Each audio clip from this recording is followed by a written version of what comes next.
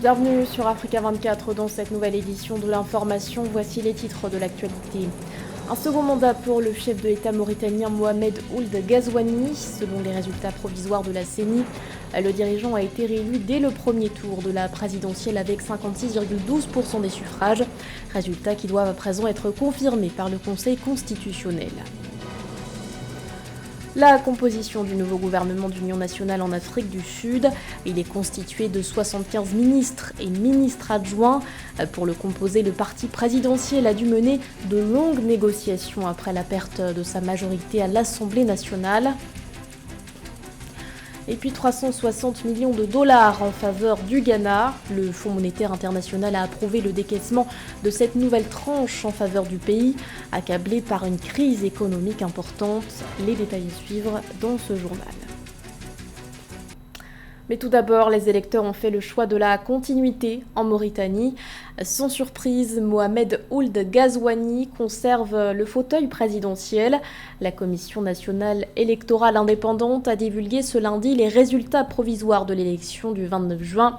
Résultats selon lesquels le chef de l'État sortant arrive en tête avec 56,12% des voix. Il devance Biramda Abed qui a obtenu un peu plus de 22% des suffrages. La veille, l'opposant a rejeté ces résultats en dénonçant un hold-up électoral. Il a par ailleurs appelé ses partisans à descendre dans la rue pour les contester. Notons que le taux de participation est évalué à 55,39%, des résultats qui doivent encore être validés par le Conseil constitutionnel. Le président sud-africain Cyril Ramaphosa lève le doute sur le nouveau gouvernement. Le chef de l'État a dévoilé ce 30 juin sa composition, une nouvelle équipe dirigeante constituée de 75 ministres et ministres adjoints. Après le revers essuyé par l'ANC lors des législatives, le parti a dû entamer des négociations pour former ce gouvernement d'union nationale. Des discussions menées avec l'Alliance démocratique notamment, le premier parti d'opposition qui a obtenu 6 ministères, dont celui de l'Intérieur. On fait le point avec Philoméntine.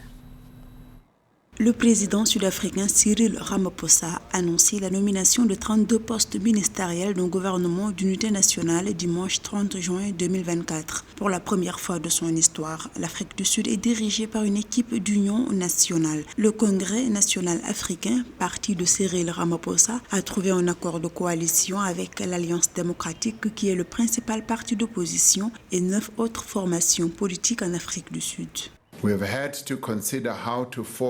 Nous avons dû réfléchir à la manière de former le nouveau gouvernement de manière à promouvoir l'intérêt national, à tenir dûment compte du résultat des élections et à utiliser les capacités respectives de chacune des parties. Nous n'avons pas seulement dû tenir compte des besoins immédiats du pays, nous avons également dû réfléchir à la stabilité, à l'efficacité et à la durabilité du gouvernement que nous mettons en place.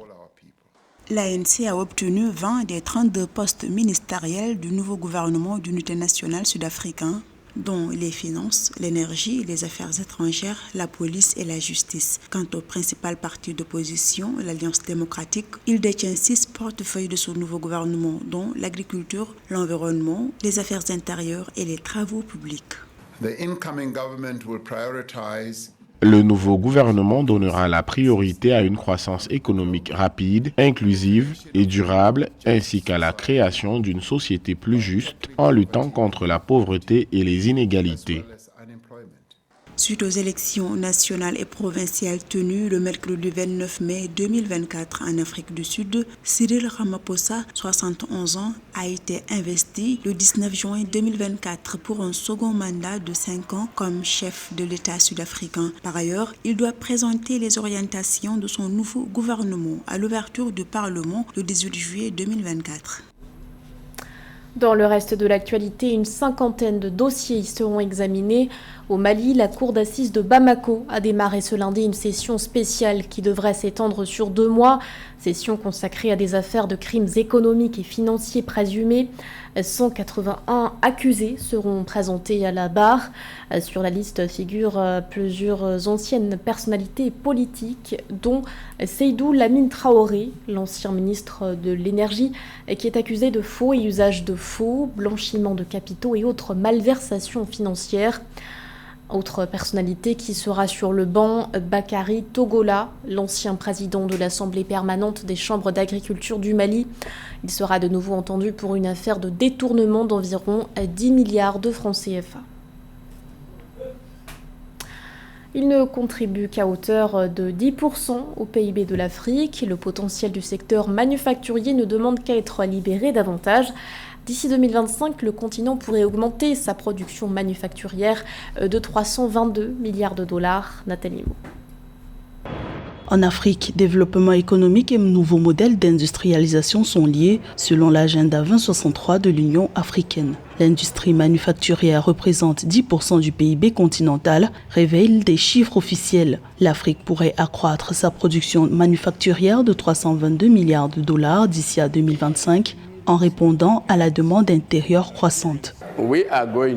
Nous allons réellement proposer une étude élargie qui examinera de manière systématique la question du développement des chaînes de valeur.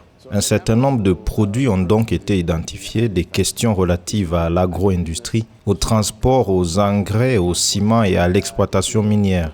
Il s'agit là de quelques-uns des domaines clés dans lesquels il existe un énorme potentiel d'exploitation des opportunités de commerce et d'investissement. La transformation structurelle est présentée comme une nécessité afin de réduire certains effets néfastes de la mise en place de l'accord de la zone de libre-échange continentale africaine, tels que l'augmentation des disparités de revenus et du chômage. En stimulant la croissance durable, la ZLECAf pourrait générer des gains de revenus allant jusqu'à 9% d'ici 2035 en réduisant les inégalités de revenus pour 50 millions de personnes. Pour l'Afrique, le problème est la population. La population est très grande. Pour que nous puissions garantir cela, et à l'heure actuelle, l'Afrique a le PIB par habitant le plus bas du monde. L'Afrique a le plus faible niveau de croissance économique. Donc, pour augmenter le PIB par habitant, nous avons besoin d'un niveau très élevé de croissance économique soutenue sur une période de 40 à 50 ans. Grâce au plan d'action pour le développement industriel accéléré de l'Afrique et l'impact de la ZLECAf, la stimulation des exportations intra-africaines devrait atteindre environ 50 à 70 milliards de dollars d'ici 2025. Le continent a maintenu sa croissance avec une hausse de 3,9% de son PIB et une augmentation de 20,9% de son commerce de marchandises en 2022, au-dessus de la moyenne mondiale de 12%, selon un rapport d'Afreximbank. Nouvelle enveloppe du Fonds monétaire international en faveur du Ghana. L'institution va décaisser une troisième tranche chiffrée à 360 millions de dollars environ. Un financement qui entre dans le cadre du programme d'aide de 3 milliards de dollars. Un programme approuvé en mai 2023 pour aider le pays à sortir de la crise économique. Les précisions de Pauline Minka. Le conseil d'administration du FMI a approuvé vendredi 28 juin 2024 la deuxième revue du programme de prêt de 3 milliards de dollars du Ghana, permettant le décaissement immédiat d'environ 360 millions de dollars selon un communiqué de l'institution. Cette nouvelle tranche vise à sortir le pays d'Afrique de l'Ouest de la crise économique à laquelle il fait face. Le montant porte à 1,56 milliard de dollars les fonds reçus par le Ghana au titre du même programme du FMI. Cette stratégie des institutions internationales de Bretton Woods, entre autres, il s'agit pour ces institutions, au nom des grands pays capitalistes qui dirigent le monde, de maintenir le sous-développement de ces pays-là. Ce financement alloué par l'institution de Bretton Woods a été motivé par des progrès satisfaisants réalisés dans la restructuration de la dette et la progression des réformes structurelles. Le fonds reste confiant que les autorités ghanéennes poursuivront leurs efforts en s'appuyant sur des réformes visant à renforcer la mobilisation des recettes et à rationaliser les dépenses non prioritaires, tout en élargissant les programmes de protection sociale pour atténuer l'impact de l'ajustement budgétaire sur les couches les plus vulnérables. Et vous avez vu ce qui s'est passé au Kenya, poussé par le FMI et la Banque mondiale. Le président a voulu faire des économies en taxant les produits de première nécessité. Eh bien, vous avez vu la révolte de la population, parce que les populations sont prises à la gorge. Voilà les réalités. Le Ghana connaît actuellement d'importantes difficultés financières qui se traduisent par une inflation élevée, une hausse rapide des prix de denrées alimentaires et de l'énergie et une dette extérieure considérable. Au début de l'année 2023, la dette extérieure du pays s'élevait à environ 3 milliards de dollars. Bonne nouvelle pour les consommateurs nigériens. Le prix du sac de riz de 25 kg est passé de 17 000 à 13 500 francs CFA. Une opération de vente a récemment été lancée à Niamey par les autorités en coopération avec l'Office des produits vivriers du Niger. Opération qui s'étendra progressivement à l'ensemble du territoire national pour soutenir les ménages les plus vulnérables. Pauline Minka. Au Niger, les autorités ont lancé mercredi 26 juin 2024 une opération de vente de riz à prix modéré, offrant aux consommateurs le sac de 25 kg à 13 500 au lieu de 17 000 francs CFA. L'initiative vise surtout à soutenir les ménages les plus vulnérables à travers la disponibilité et l'accessibilité du riz. Donc dans l'avenir, en tout cas à partir d'aujourd'hui, vous allez assister effectivement à ce genre d'opération sur l'ensemble du territoire national. C'est une manière de dire que l'État est là à côté du peuple. Afin d'en faire bénéficier au plus grand nombre, une dizaine de sites ont été identifiés et seront approvisionnés en riz au niveau de Niamey, la capitale. Cette opération concerne également les autres régions du Niger et touchera l'ensemble du territoire national. Lors du lancement, le ministre Seydou Asman a expliqué que c'est du riz acquis par l'État nigérien qui a été mis à disposition de la population à un prix étudié. Nous remercions l'OPVN avec à sa tête le colonel Sidi Mohamed qui ont bien voulu mettre à la disposition des populations nécessiteuses la vente de riz à prix modéré.